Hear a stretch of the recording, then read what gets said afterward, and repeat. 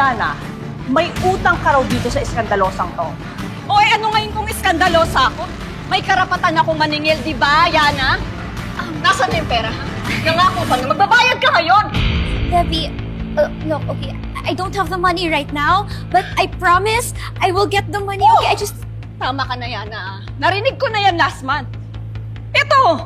Bakit hindi ka manghiram sa tita mo? The audacity. Hoy, huwag mo ako idamay sa away nyo, ha? You settle this now, Yana. Tita, kasi I don't have the money for it now. Ganon? Di ganito na lang. I-post na lang natin to, ha? O, ayan, nakikita niyo po yung mukha na yan? Ayan po si Yana.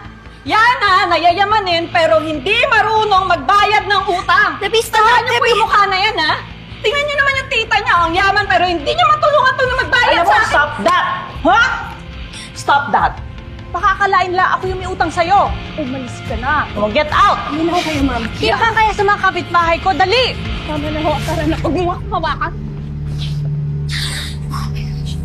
Tita, thank you so much, Tita. Thank you so much for your help po. Thank you. What help?